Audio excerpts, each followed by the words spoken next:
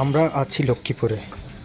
লক্ষ্মীপুর জেলার চন্দ্রগঞ্জ থানার অধীনস্থ 10 নং চন্দ্রগঞ্জ ইউনিয়ন 7 নং ওয়ার্ডে ঢাকা থেকে আগত বাউল শিল্পী বাউল কাশেম ভাইয়ের কালেকশনকৃত অর্থায়নে এই এলাকাতে বন্যা দুর্গত যারা আছে, স্কুল মাদ্রাসাতে আশ্রয় নিয়েছে, তাদেরকে রাতের বেলা এবং দুপুরবেলা খাবার দেওয়ার জন্য উদ্যোগ নিয়েছেন নিজ হাতে রান্না করে।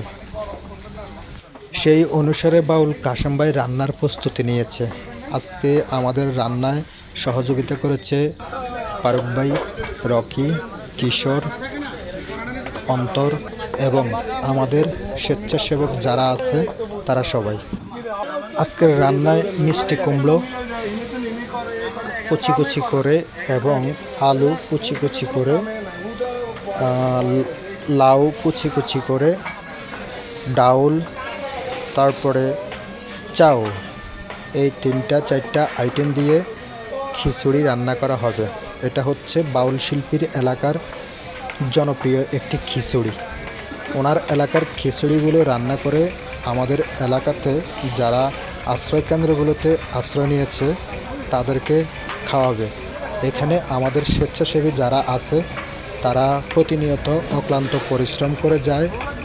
আপনারা তাদের জন্য দোয়া করবেন, আল্লাহ যেন তাদের শরীর, স্বাস্থ্য, মন মানসিকতা সব কিছু ভালো রাখে, সুস্থ রাখে। আমাদের দেশ বন্যায় ক্ষতিগ্রস্ত, আমাদের স্বেচ্ছাসেবীরা কাজে ক্লান্ত, এর মাঝে সামান্য বিনোদন দেওয়ার চেষ্টা করে আমাদের বাউল কাশেম ভাই। মাঝে মধ্যে দরদি বলে বুকে টেনে নেয় কোলাকুলি করার জন্য। আর ওনার হাগের চাপে পড়ে গেছে আমার বন্ধু কিশোর এবং আমার চাচা সোবান।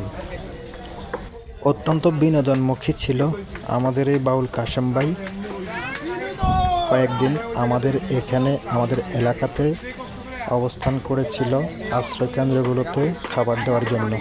আমাদের এলাকাতে 2 দিন পাক করে আশ্রয়কেন্দ্রেতে খাবার বিতরণ করেছে এবং পার্শ্ববর্তী এলাকায় 2 দিন খাবার বিতরণ করে চলে গেছে উনি ওনার গন্তব্যে। দিনের পাক শেষে রাতের বেলায় আমাদের খাবারগুলো বন্টন করা হচ্ছে যারা আশ্রয়কেন্দ্রে অবস্থান নিয়েছে তাদের জন্য। ছোট ভাই বেড়াদার যারা আছে সবাই খাওয়া চলতেছে এখন। আর প্রত্যেকটা আশ্রয়কেন্দ্রের মধ্যে খাবার বিতরণ শেষে যদি অবশিষ্ট থাকে তাহলে আমাদের স্বেচ্ছাসেবকরা খাবার খায়। কোনো অভিযোগ নেই, কোনো চাওয়া নেই, কোনো পাওয়ার আশাও নেই আমাদের স্বেচ্ছাসেবক যারা আছে তাদের।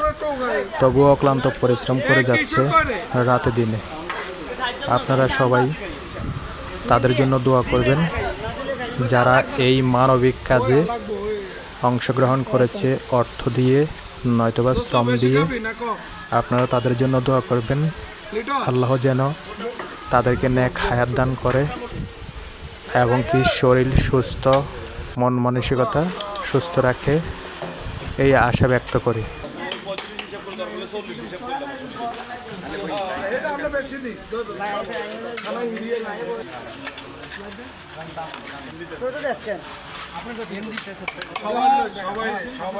ডিসিপ্লিন বজায় রেখে একে অপরের সাথে মিলিত হয়ে খাবারগুলো রেডি করা হয় এবং 3টা স্কুলের মধ্যে খাবারগুলো মিলেমিশে নিয়ে যায় এবং বিতরণ করে আমাদের স্বেচ্ছাসেবী কর্মীরা। ব্যক্তিগত স্বার্থ এবং অর্থ ছাড়া কাজ করে যাচ্ছে আমাদের এলাকাবাসীর কিছু লোক। ধন্যবাদ সবাইকে।